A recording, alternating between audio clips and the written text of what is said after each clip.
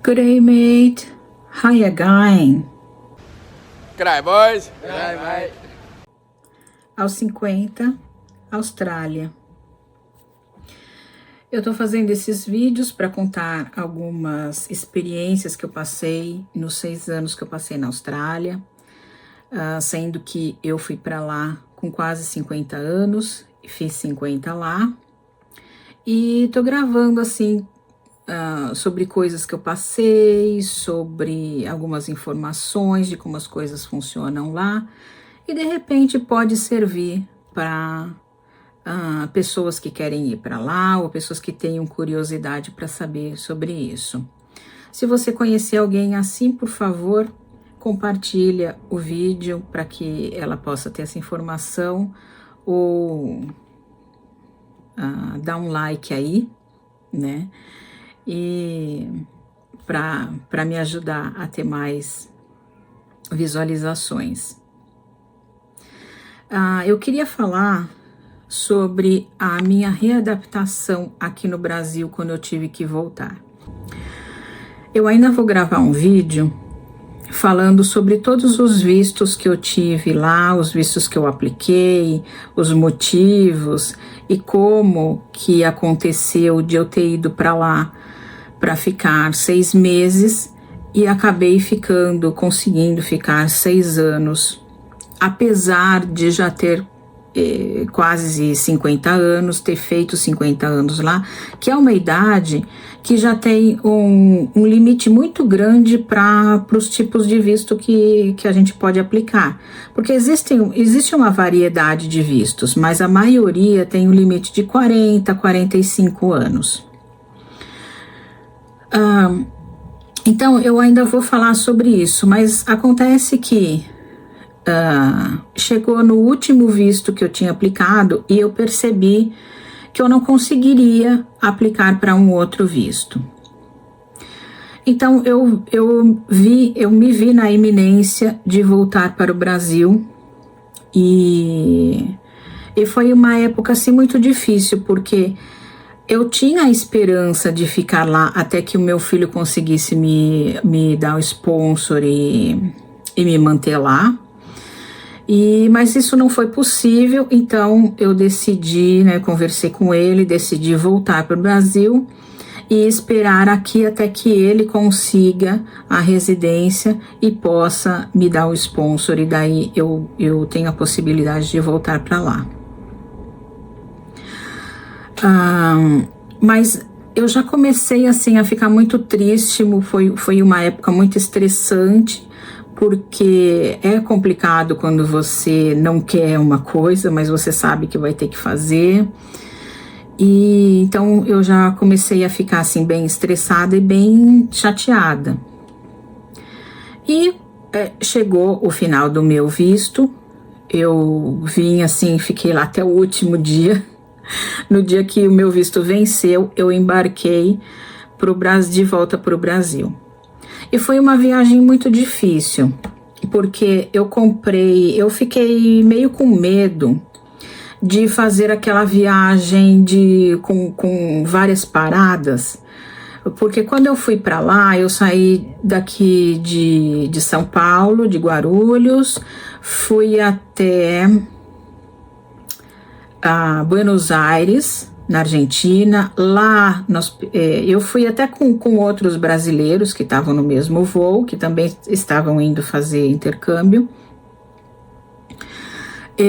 Mas assim, não foi assim a viagem toda com esses brasileiros, mas daqui até a Argentina, assim, na Argentina mudamos de avião, e daí da Argentina eu fui até Auckland, e na Nova Zelândia.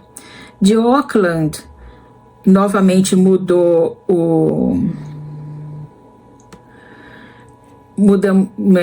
de avião.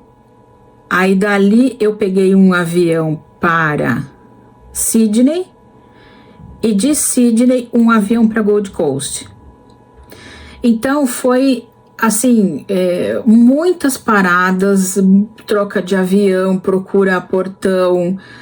E eu cheguei lá, eu não sabia nem meu nome mais. Então, quando eu fui comprar passagem para voltar, eu decidi comprar uma passagem que fazia uma parada só em Dubai. E então eu pegava um voo em Brisbane, de Brisbane até Dubai. Dubai, eu fiquei parada lá 4 horas e depois já pegava o voo até Cumbica, em São Paulo.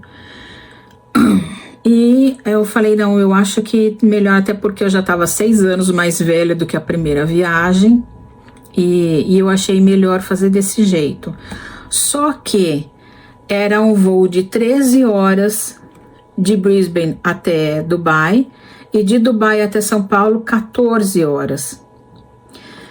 Foi numa fase que eu estava muito estressada, eu tive que correr muito. Eu parei de trabalhar uma semana antes da viagem para preparar tudo. Então eu tinha que preparar as malas, eu tinha que ver o que eu ia trazer, o que eu não ia trazer, o que eu ia deixar, o que eu ia doar, o que eu ia deixar para o meu filho guardar. Também não podia ser muita coisa para ele guardar, porque nem tem espaço, né? Então, eu tive que doar muita coisa, e aí eu tinha que fazer toda essa separação, eu tinha que limpar o quarto onde eu morei para entregar de volta, e tem as condições que você tem que entregar do jeito que pegou, limpo, tal. Então, eu tinha tudo isso para resolver naquela última semana.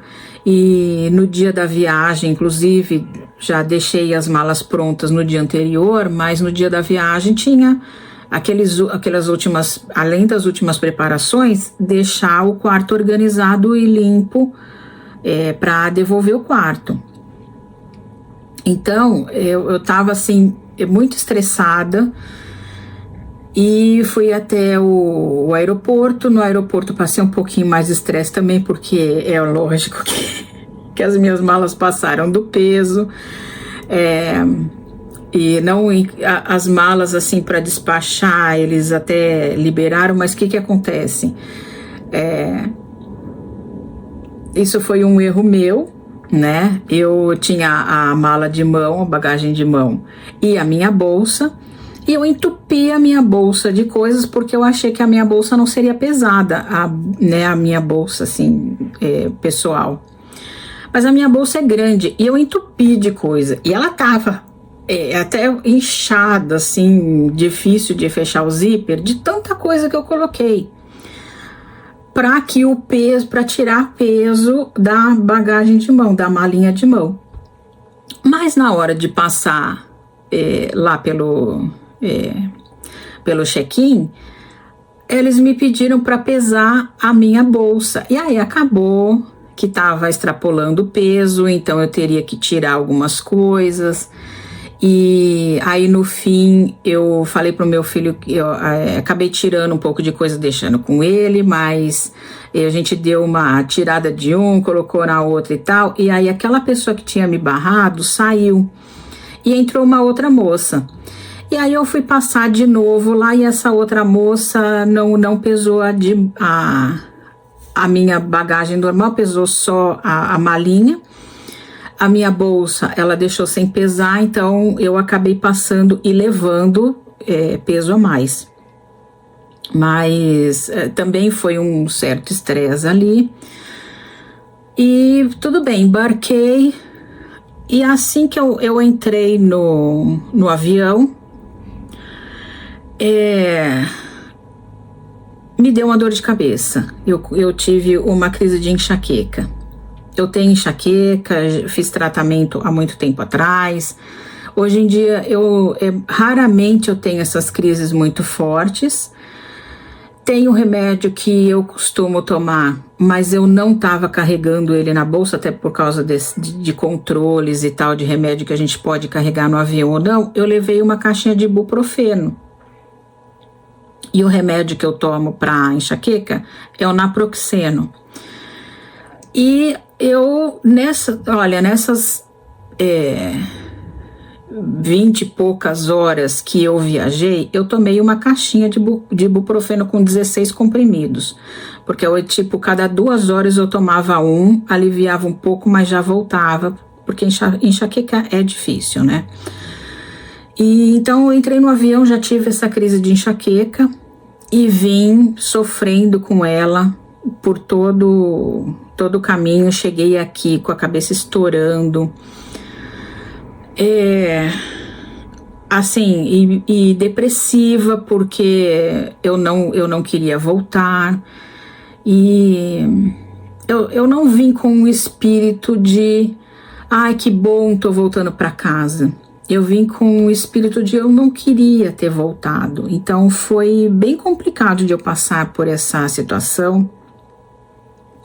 Depois eu ainda fiquei um bom tempo nesse estado de humor. Fiquei bem depressiva, tive crises de pânico, não conseguia sair de casa. Eu tentei sair de casa logo que eu cheguei e eu não sabia atravessar a rua aqui no Brasil. Eu ia atravessar uma rua mais movimentada e eu olhava para o lado contrário, porque lá o trânsito era contrário, então eu não sabia para que lado olhar. Eu tinha medo de atravessar uma rua, porque o trânsito aqui é muito mais movimentado do que lá e muito mais organizado. Então eu tinha medo de andar na rua por causa de experiências com roubo e tal, experiências que eu tive no passado, experiências de ouvir falar de pessoas sendo assaltadas, que a gente vê muitos vídeos, vê na TV e tal. Então eu tinha medo de ser roubada. Eu saía, minha mãe falava, deixa o celular em casa, não sai com o celular. Mas qual o ponto de você sair de casa e não levar o celular, se a gente carrega a vida da gente no celular? Eu preciso levar o celular, até para saber aonde que eu vou, porque eu esqueci aonde eram as coisas aqui, nomes de rua, eu tinha esquecido tudo. Então eu tive que me readaptar a andar na rua. E o carro, assim, demorou muito para eu pegar. O meu carro ficou todo esse tempo parado, então quando eu voltei ele estava com todos os pneus, os 4 pneus murchos. Me falaram para não dar partida nele, porque podia até pegar fogo, tal, por causa de não sei se tinha combustível, se não tinha combustível. Então eu tive que encontrar um mecânico para arrumar meu carro, e foi difícil também porque eu vinha nos mecânicos aqui perto da minha casa e ninguém queria arrumar, ou eles me davam assim um valor muito alto. Aí no fim quem acabou me ajudando foi um taxista que de vez em quando levava minha mãe nos lugares quando eu estava na Austrália. E eu comentei com ele que estava difícil de arrumar mecânico. Ele falou, eu vou te apresentar para o mecânico que mexe com o meu carro, e daí eu já vou falar para ele, né, explicar a sua situação, tal, para ele não te cobrar muito caro, porque quando eu ia sozinha nos mecânicos, eles não queriam pegar, ou eles ficavam inventando alguma coisa. Eles falavam, mas o seu carro não tem seguro? Não, por que eu fiquei 6 anos no exterior, por que eu ia ficar pagando o seguro de um carro que estava na garagem? E aí o outro falou que ia ficar muito caro, porque ia ter que verificar tudo no carro. E aí eu acabei levando nesse mecânico que o taxista me indicou, e ele deixou o carro andando certinho, teve que guinchar até lá, né? Ele teve que ser guinchado, mas eu consegui arrumar o carro. Mas tudo isso foi bem difícil, porque mesmo para ir conversar com o mecânico, eu tinha medo de andar na rua, tinha medo de atravessar a rua e tinha que procurar isso para consertar meu carro. E depois, com o carro consertado, foi o problema de ter que voltar a dirigir, que quando eu tirei o carro que o mecânico me falou, o carro tá pronto, tá, pode vir buscar, eu fui lá. E foi a primeira vez que eu dirigi novamente aqui no Brasil. Então eu estava com tudo na cabeça de lá. Então novamente eu batia a mão porque eu tentava trocar a marcha, colocar a marcha com a mão errada. E aí até o mecânico veio e falou, mas você sabe dirigir? Eu sei, é que eu não dirijo no Brasil há muito tempo, e ainda eu tive que sair de lá, passar num posto de combustível, porque o carro estava sem combustível. E então, assim, foi bem difícil. Pelo menos 2 vezes eu tive crise de pânico na rua, porque eu meio que me perdi e tinha medo de pegar o celular para ver onde eu estava. E então foi bem difícil. E também tinha muito a depressão, eu não queria falar com ninguém, as pessoas da minha família até, eu quero te ver, quero falar e tal. E eu não queria ver ninguém, eu não queria falar com ninguém, não pela pessoa, não pela, assim, por ser aquela pessoa, é porque eu não queria mesmo falar com ninguém, porque eu não estava no espírito de falar com ninguém, eu estava no espírito de tipo, parece que eu morri, que a minha vida era lá, e aqui não tem vida para mim. Então eu fiquei muito depressiva, não queria falar com ninguém. Até hoje eu não fui na casa de nenhum parente. Eu até conversei com alguns, assim, por telefone, mas eu não fui na casa de ninguém. E mesmo que a pessoa se oferece para vir aqui, uma prima minha falou, não, vem, eu vou te buscar e vou te levar. Mas aí eu fico com vergonha, porque eu falo, você vai ter que vir aqui me buscar, gastar combustível, tal, depois é de longe, vir me trazer, eu acho que eu tô abusando da pessoa, mas eu fico com vergonha também de até hoje não ter visto essa minha prima. E então foi bem difícil, ainda tá sendo. Aí a gente, assim, a gente perde como as coisas funcionam aqui, o ritmo que as coisas funcionam, mas a gente tem que se readaptar, e as pessoas esperam que você vai entrar no ritmo assim que chega, e como se você nunca tivesse saído, e é muito complicado. Então, recentemente, eu até fiz uma entrevista de trabalho, mas eu não tô nesse ritmo do Brasil. Tem muita coisa que eu não sei, tem muita coisa que mudou enquanto eu estava fora, e eu ainda não sei como funciona. Então, para voltar a trabalhar, eu não sei se eu tenho que tirar outra carteira de motorista, como tirar. Eu tive que renovar a minha carteira de motorista aqui, porque eu não podia dirigir com a minha carteira, ao contrário do que acontece lá, que lá eu podia dirigir com a carteira daqui, aqui eu não podia dirigir com a carteira de lá, e a minha daqui estava vencida. Então eu tive que renovar minha carteira de motorista. Também foi uma complicação, porque eu não sabia como estava funcionando, tive que ficar verificando na internet como são as coisas, como que estava agora, onde que eu tinha que marcar, o que eu tinha que fazer, onde que eu tinha que ir. E tudo mudou desde que quando eu saí do Brasil. Então essa readaptação, ela é muito difícil.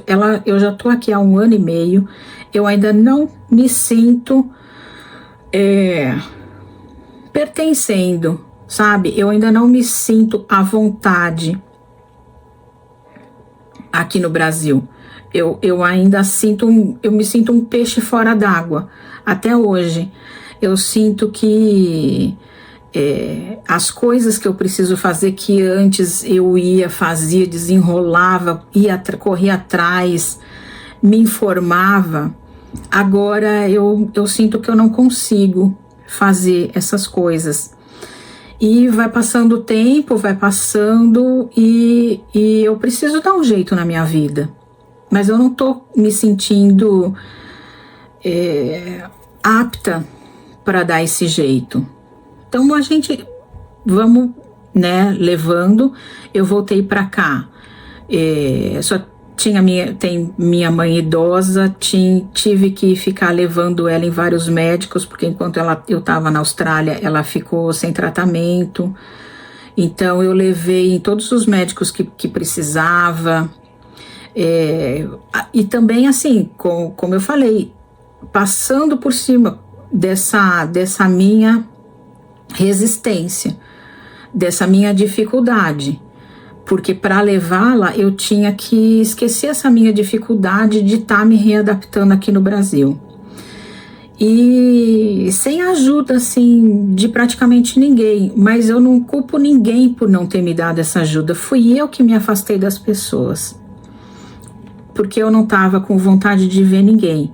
Eu sei que muita gente poderia ter me ajudado, mas fui eu que me afastei.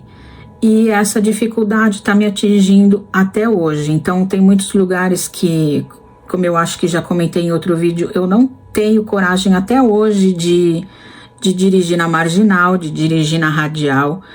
Eu moro aqui na Moca, minha faculdade é no Tatuapé, então seria muito mais fácil eu pegar a Radial e chegar lá, mas eu vou cortando por dentro da cidade, por dentro do Tatuapé, porque eu tenho medo de pegar a Radial até hoje, por causa do trânsito ser louco. E o trânsito em São Paulo, ele tem umas características que parece que os motoristas meio que têm um acordo de fazer as coisas de um jeito, e eu tô por fora de como funcionam as coisas aqui. Então eu tenho medo de entrar naquele meio lá daquele monte de carro. Então tem muita coisa que eu ainda preciso fazer, e vamos ver como vai ficar. Mas aí eu queria, assim, nesse vídeo deixar isso. Essa readaptação é bem difícil, e depois que a gente sai do país e a gente tem aquela experiência, e foi uma experiência muito longa, porque foram 6 anos fora, quando a gente volta, a gente fica com um sentimento meio vazio de que eu me sentia pertencendo lá, mas eu não pertenço mais, porque eu não posso mais ir para lá, e eu não sinto que eu pertenço aqui. Parece que a gente é uma sensação de cachorro sem dono, é uma sensação de não ter lugar, de pertencimento. Já se passaram 1 ano e meio e eu ainda não consigo me sentir pertencendo aqui novamente.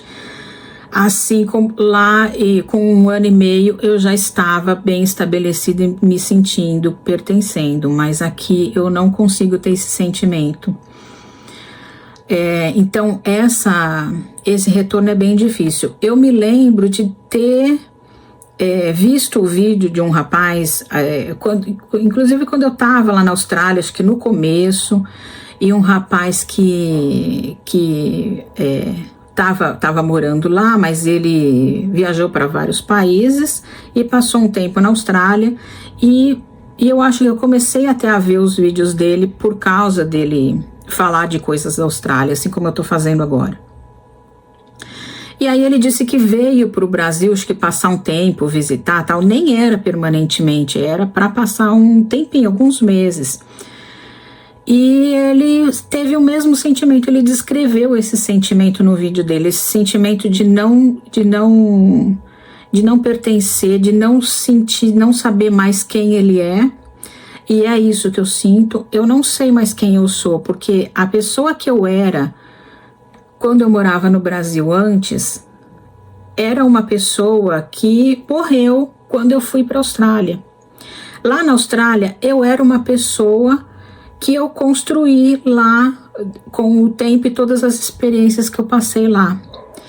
E agora que eu voltei, eu não sou mais aquela pessoa que eu era antes, e eu não sou aquela pessoa que morava na Austrália. E agora eu tenho que encontrar quem eu sou novamente. É meio que aquele síndrome do ninho vazio, né? Uma coisa assim, quando você tem filhos, você é solteiro, depois você casa, você é o casal, e aí você tem filhos, e aí você passa a ter o papel de pai, e aí os seus filhos saem de casa e você não sabe mais quem você é, porque você foi pai por tanto tempo, pai, mãe, né?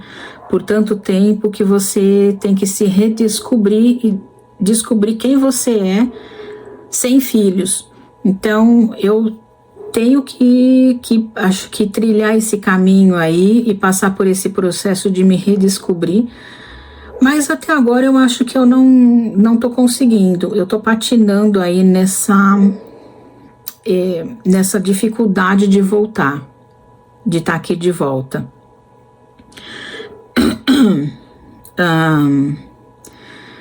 E também o que colabora com isso é o fato de que eu fico esperando o momento de ir para lá novamente, que é quase certeza que eu vou conseguir voltar para lá, o meu filho conseguindo a residência, mas isso vai levar alguns anos. Então eu fico nesse negócio assim, será que eu faço alguma coisa que seja consistente aqui? Não dá, porque eu vou ter que desistir quando eu tiver que ir para lá.